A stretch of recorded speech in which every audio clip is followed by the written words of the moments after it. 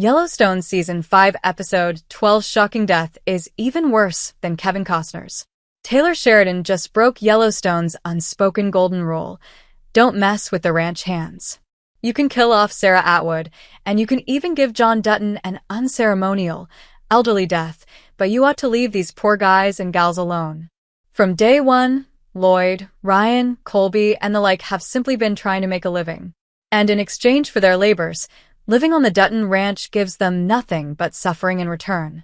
Now, they've just been hit with the biggest loss imaginable: the brutal death of Colby at the hands or hooves of a horse. Now fans are rebelling for several reasons, not the least of which being that this is one of Sheridan's meanest moves to date.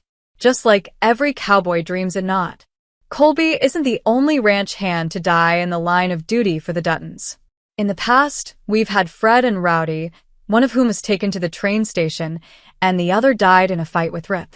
Both of these characters were presented as villains, and their deaths were treated in a well, he had it comin' kind of fashion. The same can't be said for Colby. Colby was one of the rare good souls roaming around the ranch.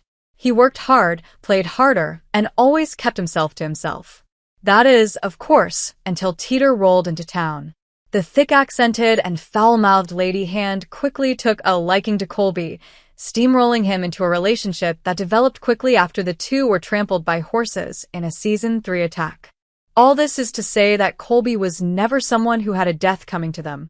So, it was a gutting turn of events when he walked into the stable in Season 5 episode 12 and saw Carter trembling in the corner, trapped by a rogue horse. When Colby attempted to save him, he was kicked to death in a quick and merciless killing. Colby didn't deserve to die. As above, nobody likes watching the ranch hand suffer. Nobody truly gets a kick out of watching Jimmy be bucked from a horse and end up in hospital. Nobody wanted to watch Lloyd get beat up by his best friend Rip, and nobody enjoyed seeing Walker get stabbed, even though he may have deserved it. The ranch hands are often the life and soul of Yellowstone's dullest episodes, injecting much-needed humor and silliness into Sheridan's, sometimes self-serious drama. And having been there from the very beginning, Colby was one of the most familiar hands around. As explained by episode director Christina Voros, Colby's death was meant to symbolize something profoundly tragic in its simplicity. Everyone's so distracted by the political games and murder plots that they forget the life of a cowboy is just as dangerous on its own. It's a decent idea, but it falls flat after being shoehorned in. Good idea, wrong time. In the years since it first aired, Yellowstone has become known for its unexpected and often brutal killings. Some of the most shocking Yellowstone deaths have come out of nowhere and are often over with as quickly as they began. As such, Colby's death might have had the impact they were looking to make if it had come earlier in the show. And the high-stakes drama of the latter seasons, a stark reminder that the life of a cowboy is a dangerous one, wouldn't have gone unnoticed. Killing off one of the ranch hands would have been a powerful way to remind audiences that anyone can go at any time and that the Dutton lifestyle has profound risks even when you remove their scheming enemies.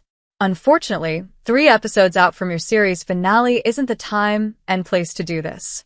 There's already so much to wrap up.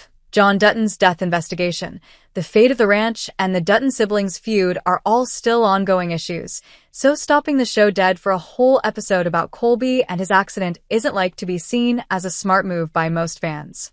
To put it simply, Colby's death wasn't a bad idea, it was just bad execution. Literally. For more, find out where to watch the new season of Yellowstone. You can also keep up to date with when the new episode is out, and check out the most emotional Yellowstone moments.